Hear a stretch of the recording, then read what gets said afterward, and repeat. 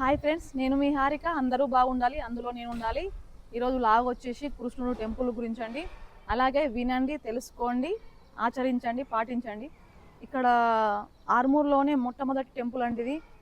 వీళ్ళు ఇక్కడ ప్రతిష్టాపన చేసిరు విగ్రహాన్ని, అలాగే కట్టడం జరిగింది. ఇదంతా కూడా ఇప్పుడు మెల్లమెల్లగా డెవలప్ అవుతుందండి.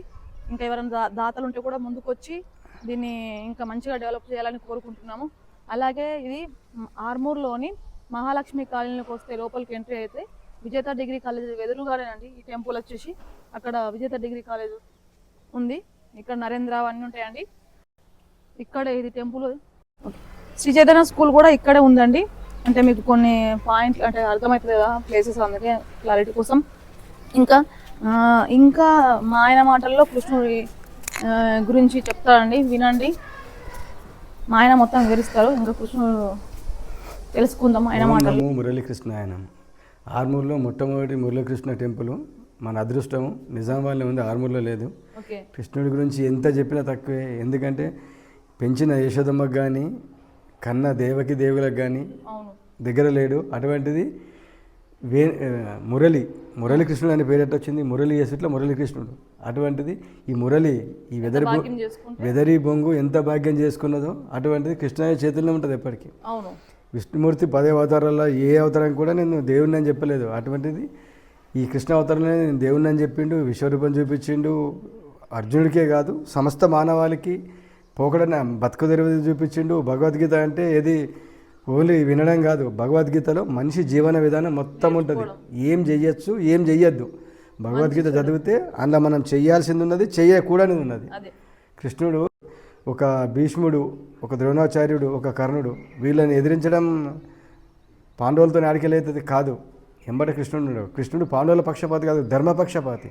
అక్కడ ధర్మం ఉన్నది కాబట్టి ధర్మం ఎక్కడ ఉంటుందో అక్కడ కృష్ణుడు ఉంటాడు. కృష్ణుడు ఎక్కడ ఉంటే లక్ష్మీదేవి అక్కడనే ఉంటుంది. లక్ష్మీదేవి ఎవరో కాదు, కృష్ణుడు భార్యనే కాబట్టి ఏం చేసైనా సరే పాండవులను గెలిపించింది, ధర్మాన్ని గెలిపించింది. పాండవులు కదా గెలిపించింది, ధర్మాన్ని చెప్తాడు క్లియర్గా. ధర్మం ఓడిపోతే నా అవతారం ఎత్తిన అవతారానికి అసలు అర్థమే ఉండదని చెప్పి వాళ్ళ అన్న బలరాముడికి చెప్తాడు. అంత సందేశం ఉన్నది దాంట్లో.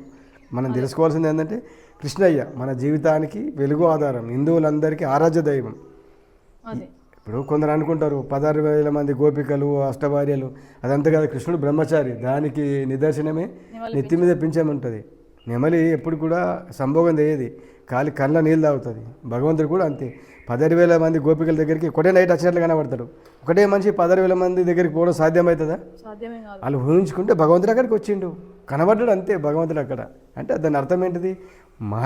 మహిమతో వచ్చిండు తప్ప రాలేదు. కాబట్టి మహిమతో వచ్చింది ఎక్కడికి రాదు. మనకు భగవంతుడు కళ్ళలో కనబడతాడు, వచ్చినట్ల కాదు. అంటే వచ్చినట్లే రానట్లే, అంటే అక్కడ ఏం చేసినట్లు కాదు. దేవుడు ఉన్నట్లే అక్కడ, కానీ మనకి ఏం చేసినట్లు కాదు. కాబట్టి మనం తెలుసుకోవాల్సింది ఏంటంటే సత్యమేవ జయతే. ధర్మం ఎక్కడ ఉంటే కృష్ణుడు అక్కడ ఉంటాడు ఖచ్చితంగా. మనం కృష్ణయ్యని ఆరాధించాలా. ఇక్కడ ఈ ఏరియాలు కానీ ఆర్మూర్లు కానీ ఇంకెక్కడ ఉన్న ఈ టెంపుల్కి అయినా దాతలు అయినా ముందుకు వచ్చి చేస్తే ఇంకా 100% అభివృద్ధి అవుతుంది కృష్ణయ్య టెంపుల్. ఇంతకంటే అదృష్టమైన ప్లేస్ మనకు లేదు. ఒక 10 నిమిషాలు ఇక్కడ గడిపితే సమాప్తం అన్నదే. ఈ ఆస్తులు అంతస్తులు ఎవ్వి రావు. నిన్న ఏంటిదో తెలియదు, నిన్న ఏం జరిగిందో మనకు గుర్తుంటుంది, రేపేం జరుగుతుందో గుర్తుంటుంది. ఈరోజు ఒకటే. నువ్వు కూడబెట్టిన ఆస్తులు ఏం బట్టి రావు. ఎక్కడ దాకా? కాటి దాకానే. నువ్వు అనుభవించింది నీది. శరీరం ఉన్నది కాబట్టి ఈ శరీరానికి జ్ఞానం భగవంతుడు ఇచ్చిండు కాబట్టి ఆ జ్ఞానాన్ని భగవంతుడు పాదాల దగ్గర పెట్టు, ఇంకా రెట్టింపు అవుతుంది. అంతకుమించి ఈ మురళీకృష్ణ అనే బోర్డు ఎందుకు పెట్టిర్రు? ఇక్కడ మురళి ఉన్నది కాబట్టి అక్కడ మురళీకృష్ణ అని బోర్డు పెట్టిర్రు. అంటే మురళీకృష్ణుడు ఈ మురళి మూలంగా ఈ వేణువు ఎంత అదృష్టం అది భగవంతుడికి తెలుసుగా. ఈ వెదరి బొంగి ఎంత పుణ్యం చేసుకుంటే ఆయన చేతిలో ఉన్నది ఎప్పటికీ. తల్లిదండ్రులకు కూడా సాధ్యం కాలేదు, ఇద్దరు పెంచిన తల్లిదండ్రులకు కన్న తల్లిదండ్రులకు కూడా సాధ్యం కాలే, ఇక్కడ సాధ్యమైంది. అది జన్మధన్యం వేణువుది. దానికి ఎంత మనం మాటల్లో వర్ణించలేము, చెప్పలేము. ఇంకా దాతలు ఉంటే ముందుకు వస్తే మళ్ళీ అప్పుడప్పుడు అన్నదానాలు చేయడము అన్నిటికీ జరుగుతాయి. అలాగే కృష్ణయ్య గురించి ఇంకా కొంచెం విషయాలు మా ఇంటికాడ చెప్తాం. అక్కడ స్వామిది విశ్వరూపం ఫోటో ఉన్నది, అక్కడే చెప్తాం. జయ కృష్ణ మురళీకృష్ణ.